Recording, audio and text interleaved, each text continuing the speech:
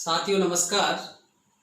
आज हम बीए भाग थर्ड के पेपर फर्स्ट समाजशास्त्री चिंतन की महत्वपूर्ण प्रश्न डॉक्टर राधा कमल मुखर्जी का सामाजिक मूल्यों के सिद्धांत पर विस्तृत चर्चा करेंगे। पिछले अध्याय के अंतर्गत हमने सामाजिक मूल्यों के सामान्य सिद्धांत पर कुछ चर्चा की थी।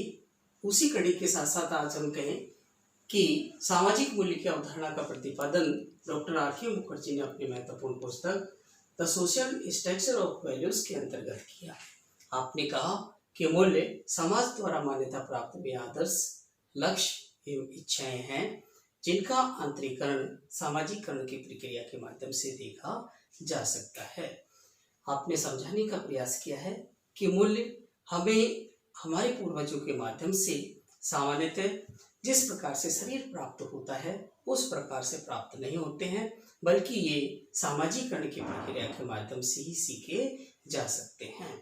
प्रत्येक समूह एवं समुदाय के अंतर्गत मूल्यों की स्थिति को देखा जा सकता है। अर्थात हम कह सकते हैं कि मूल्य वे सामाजिक मानक या आधार हैं जिनके माध्यम से सामान्यतः समाज की स्थिति को नापा या तोला जा सकता है। अर्थात हम कह सकते हैं कि सामाजिक मूल्य वे सामाजिक धरोहर हैं जिनके माध्यम से सामान्यतः व्यक्तियों के स्थिति का मूल्यांकन किया जा सकता है। उन्हें ही सोशल वैल्यूज या सामाजिक मूल्य के नाम से जाना जा सकता है। डॉक्टर राधा कमल मुखर्जी ने सामाजिक मूल्यों की विशेषताओं पर कुछ विस्तृत चर्चा करने का प्रयास किया है। जो हम कहें कि सामाजिक मूल्य सामूहिक होते हैं। अर्थात हम कह सकते हैं कि सामाजिक मूल्य किसी व्यक्ति विशेष के नहीं होते हैं। अर्थात हम कहें कि सामाजिक मूल्य सामान्यतः संपूर्ण समूह या समुदाय के अंतर्गत रहने वाले व्यक्तियों के होते हैं। अर्थात हम कह सकते हैं कि सामाजिक मूल्य व्यक्ति विशेष की नहीं होकर इनमें सामूहिकता की भावना पाई जाती है। इसके साथ साथ कहें कि सामाजिक मूल्य समाज के मापक होते हैं।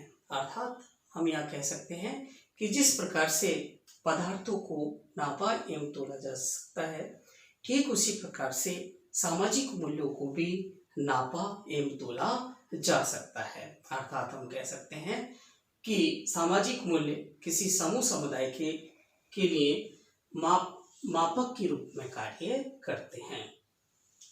यह कहें कि सामाजिक मूल्यों में एकता पाई जाती है। जिस प्रकार एक समूह समुदाय के अंतर्गत रहने वाले व्यक्तियों में सामान्यतः एकता की भावना पाई जाती है, ठीक उसी प्रकार उनके द्वारा प्रतिपादित किए गए सामाजिक मूल्यों के अंतर्गत भी सामान्यतः एकता की भावना देखी जाती है। यदि कोई व्यक्ति इन मूल्यों का उल्लंघन करता है तो उसे दंड देने का प्रयास भी किया जाता है। सामाजिक मूल्यों के पीछे उद्देश्य एवं भावनाएं होती हैं। अर्थात हम कह सकते हैं कि प्रत्येक समूह समुदाय के मूल्य सामान्यतः भिन्न पाए जा सकते हैं और ये सामाजिक मूल्य सामान्यतः व्यक्ति के विकास में या व्यक्ति के उत्थान में महत्वपूर्ण योगदान देने का प्रयास करते हैं। अतः हम कह सकते हैं कि सामाजिक मूल्यों के अंतर्गत उद्वेग की भावनाएं पाई जाती है। सामाजिक मूल्य गतिशील होते हैं। अर्थात प्रत्येक समूह एवं समुदाय के अंतर्गत सामान्यतः व्यक्ति स्थिर अवस्था के अंतर्गत नहीं पाया जा सकता है। परिस्थितियां एवं स्थितियों के अनुसार व्यक्ति के पद, स्थान एवं स्थिति में बदलाव या परिवर्तन की स्थिति पाई जाती है।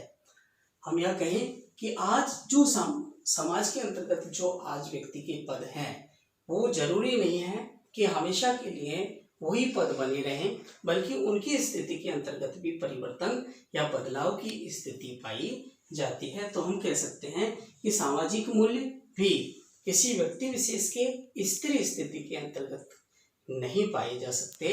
अर्थात इनकी स्थिति के अंतर्गत भी बदलाव या परिवर्तन की स्थिति पाई जाती है।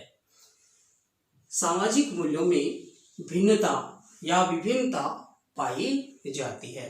एक समूह एवं समुदाय के अंतर्गत रहने वाले व्यक्तियों के सामाजिक मूल्य तथा दूसरे समूह एवं समुदाय के अंतर्गत रहने वाले व्यक्तियों के सामाजिक मूल्यों में अंतर देखा जा सकता है। अर्थात हम कह सकते हैं कि जरूरी नहीं है कि एक समूह समुदाय के अंतर्गत सामान्यतः जो मूल्य हैं वो दूसरे समूह समुदाय के अंतर्गत भी समान आधार पर ही पाए जाएं, अर्थात उनके अंतर्गत भिन्नता का गुण भी देखा जा सकता है या वो बदल भी सकते हैं।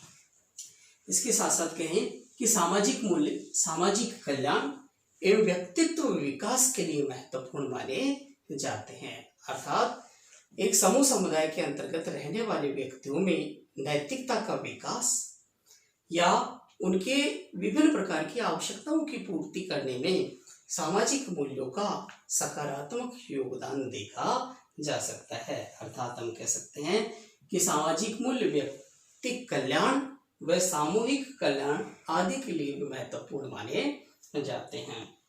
सामाजिक मूल्य जहां एक ओर व्यक्ति कल्याण तथा व्यक्तित्व के विकास में महत्वपूर्ण योगदान देते हैं, उसी कड़ी के आधार पर हम कह सकते हैं कि सामाजिक मूल्य सामान्यतः व्यक्ति की विभिन्न प्रकार की आवश्यकताओं की पूर्ति करने में भी महत्वपूर्ण योगदान माना जाता है। अर्थात हम यहाँ कहें कि व्यक्ति की विभिन्न प्रकार की आवश्यकताएं देखी जा सकती हैं। इन सभी आवश्यकताओं की पूर्ति एक समूह समुदाय के अंतर्गत पूर्ण की जा सकती है, जिनके अंतर्गत सामान्यतः सामाजिक मूल्यों का महत्वपूर्ण योगदान माना जाता है। इसके साथ साथ कहें कि सामाजिक मूल्य किसी व्यक्ति विशेष के, किसी स्थान विशेष के या किसी समय विशेष के अंतर्गत ही नहीं पाए जा सकते हैं, बल्कि सामाजिक मूल्य वो कारक हैं जो सामान्यतः संपूर्णता के आधार पर या सार्वभौमिकता के आधार पर सभी स्थान एवं क्षेत्र के अंतर्गत पाए जा सकते हैं। यहाँ हमने सामाजिक मूल्यों की अवधारणा, सामाजिक मूल्यों का विशेषताएं आदि पर विस्तृत चर्चाएं की हैं। इस नेक्स्ट चैप्टर के अंतर्गत भी इसी कड़ी को आगे बढ़ाते हुए चालू रखा जाएगा। Okay, thank you.